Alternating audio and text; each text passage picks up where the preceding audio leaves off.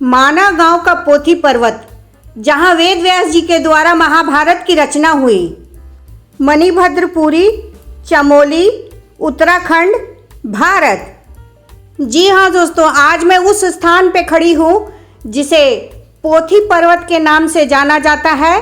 धार्मिक मान्यताओं के अनुसार इसी पवित्र पर्वत पर बैठकर वेद व्यास जी ने महाभारत की रचना की और ऐसा भी माना जाता है कि अन्य कई पुराणों की रचना भी यहीं पर हुई।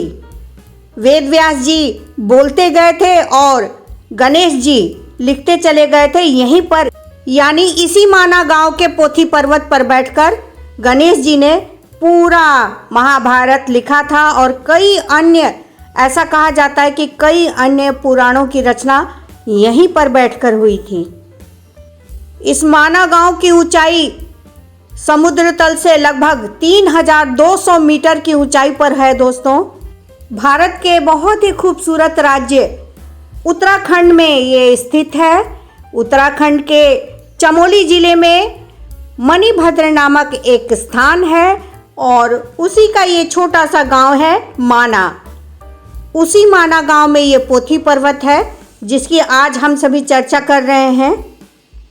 पहले ये गांव भारत का सबसे अंतिम गांव माना जाता था क्योंकि चीन से बिल्कुल सटा हुआ है। यहाँ से चीन करीब 24 किलोमीटर की ही दूरी पर है, लेकिन अभी हाल फिलहाल में ही यानी 2024 में ही मोदी जी ने इसे प्रथम गांव के रूप में घोषित किया है, इसलिए ये भारत का पहला गांव माना जाता है, माना गांव। उसी गांव में ये पोथी पर्वत है। सीधे वहीं से आप सबों को इस गांव का दृश्य दिखा दे रही हूँ। यहाँ इस गांव में ऊपर जाने और नीचे आने के रास्ते तो बहुत ही खतरनाक और दुर्गम हैं, आप देख ही सकते हैं, लेकिन इस गांव का नज़ारा बहुत ही बेहतरीन है। चारों तरफ पहाड़ ही पहाड़ और बीच में ये छोटा सा गांव, प्यारा सा गांव है माना गांव। पुराणों के अनुसार ऐसा माना जाता है कि पांचों पांडव भी जब स्वर्ग की ओर रवाना हुए थे तो इसी रास्ते से होकर गुजरे थे, मतलब इसी माना गांव से होकर उन्होंने स्वर्ग की ओर प्रस्थान किया था।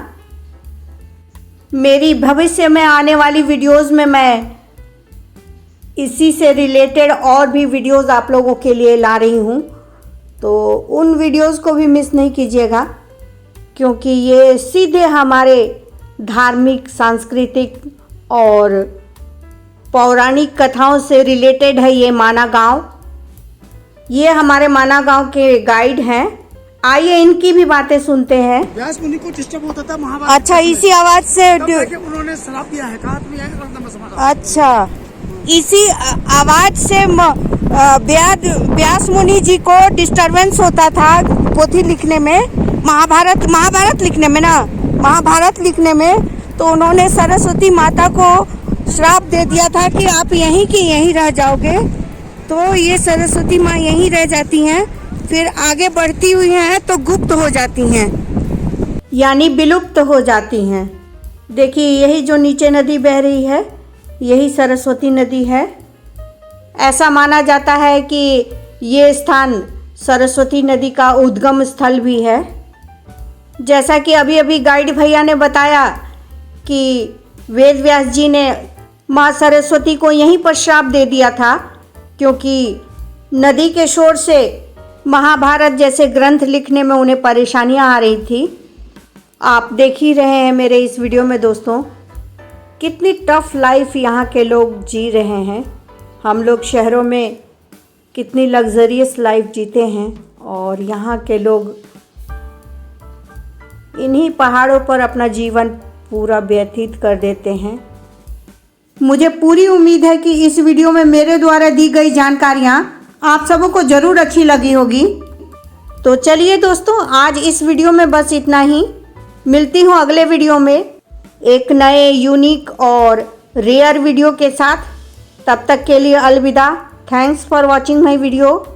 मेरे इस वीडियो पर अपनी कीमती राय हमें अवश्य देंगे ताकि हम जैसे छोटे मोटे यूट्यूबर्स को थोड़ा हौसला भी मिल सकेगा।